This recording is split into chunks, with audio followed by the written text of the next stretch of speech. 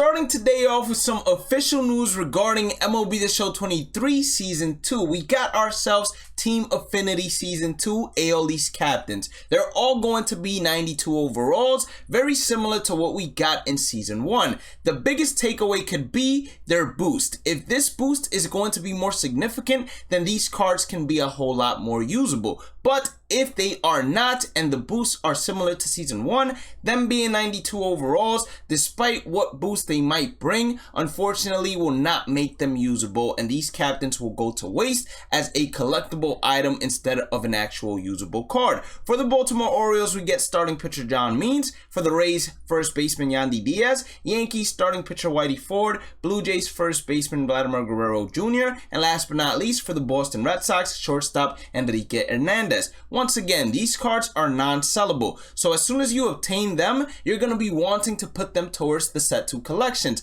and you want to put all non-sellable cards first rather than any of the sellable cards, because if you are able to get one of the 3 set 2 collections without having to, let's say, lock in any sellable cards, then that means you can make yourself a whole lot of snubs, especially early on inside the reward path cycle, because all of the cards will be high in price rather than low because everyone has obtained them. Now, there's a certain trend that I want you guys to pay attention to here as well. If you look at the Baltimore Orioles, it is a pitcher. Season 1 we had a hitter. For the Rays, same thing. It is a hitter. Season 1 we had a pitcher. And you are going to see this trend repeat. So it seems like for Season 2, that will be the trend. It will be the opposite of whatever we had for Season 1. Continuing on with Team Affinity captain reveals, we also had the NL Central tweeted out. And for some reason, this is much better quality than the AL East. Is MLB The Show playing favorites? Who knows nowadays. But for the Pirates, we have ourselves closing pitcher David Bednar. For the Cardinals, first baseman Mark McGwire. For the Cubs, starting pitcher Kyle Hendricks. And then for the Reds, starting pitcher Nick Lodolo. Last but not least, left fielder Greg Vaughn for the Milwaukee Brewers. Now, if you got the 99 overall Greg Vaughn, it seems like you're not really going to use that 92 unless the boosts are out of this world. Before we go to some potential leaks, I highly suggest you hit that like button, subscribe button, notification bell, and check out the description. This right here is a potential leak. Similar to Season 1 bosses, we are going to have Season 2 bosses. So there is going to be a pack that is going to have 5 of these cards, and we're going to be able to obtain 3 out of the 5. The first one, all the way to the left, because it might be difficult for you to go ahead and read, is Bringer of Rain, third baseman Josh Donaldson. Then the one right next to Josh Donaldson is going to be Chase Utley, most likely second base primary. In the middle is the Sandman, closing pitcher Mariano Rivera. Next to him is going to be Grady Sizemore from the Cleveland Indians at the times, now Guardians. And then last but not least, all the way on the right, it is going to be the Professor. That's going to be Greg Maddux, a 99 overall card. Overall, none of these cards really stand out too much to me besides Chase Utley, maybe the Professor, and maybe Mariano Rivera, because most of the times we already have a stacked out outfield. At third base, it's most likely Chipper. You also have Chapman and other cards. So what we're really looking for in MLB The Show as new cards is really catchers and then middle infield. This right here might be the biggest spoiler yet, although, because this potential leak could have us all in misery, as it looks like that 99 overall David Wright that we saw yesterday is actually going to be one of the set 2 collection bosses,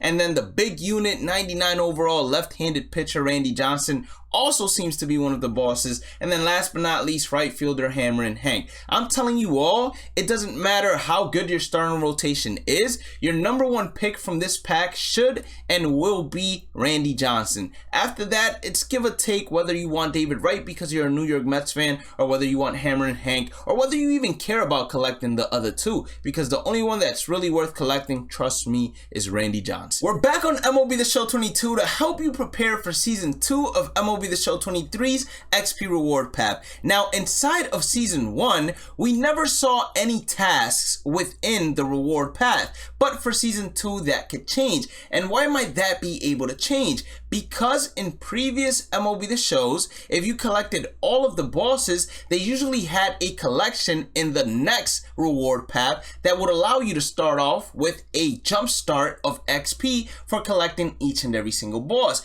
It might pertain this time around to not only the bosses, but also the henchman packs. And when I'm talking about the henchman packs, I'm talking about the World Baseball Classic cards, as well as the Charisma cards, the ones where you weren't able to collect all 7 of them, but instead had to pick 4 out of the 7 unless you got extremely lucky inside the wheel spin, or you went ahead and bought them for their cheapest inside of the community marketplace, which they currently should be selling for since they are 10,000 quick sell. So a big tip once again in terms of investment, just in case they do have a collection like this, which is not promised or guaranteed because we did not see any tasks inside of season 1, but just in case they do have a collection like this, it might be a smart idea to buy some of the Charisma or World Baseball Classic cards at quick sell value. And if you have a ton of stubs and don't mind taking a huge risk in order to make a huge, let's say, profit, go ahead and also buy some of these bosses at the low price that they're currently at, because as time progresses in season 2 and more people will want to complete the set 1 collections, they might lean towards buying those cards off of the community marketplace instead of going ahead and grinding out any other program, since season 2 is going to bring a ton of more offline content and online content for you to grind. Team Affinity 2 will most likely have the exact same tasks as Team Affinity 1, so that allows us to get a head start on building teams to go ahead and grind out PXP missions for. What am I talking about here? Well, we most likely will have team build PXP missions again. So if you want, you can take your Orioles hitting captain and then go ahead and fill out your team with Orioles hitters, and then fill out your team with the Red Sox pitching captain and then Red Sox pitchers, and now you're working both sides the entire AL East in terms of completing 2 PXP missions at once and getting that division done as soon as possible for Team Affinity. Now, if you don't want to work on just one division at a time, then you can go ahead and mix and match however you can, but you can start building some teams just like this, and it's going to be very beneficial, especially because Team Affinity 2 will also have a conquest map for you to do. It will also have a showdown, and another way you can go ahead and actually prepare yourself, mini seasons vouchers, we're most likely getting a brand new mini season for mini season 2. So mini season 1 vouchers will not work. But another way you can prepare yourself is by having a ton of players to exchange in order to get a head start inside of Team Affinity. I forgot which is the best overall to go ahead and buy, but it was one of the silvers from 75 to 79 overall. It should be one of those. It should be inside the comment section. I'm pretty sure someone is going to remember. And if you guys buy a ton of those silvers, then you should start off with 17,500 Team Affinity points, and then you'll have the showdown to do and the moments to do as well. That should give you enough of a head start. Last but not least, a way you can also prepare yourself is by going ahead and setting up March to October at one of these points. So as you can see, if you are about to end the season,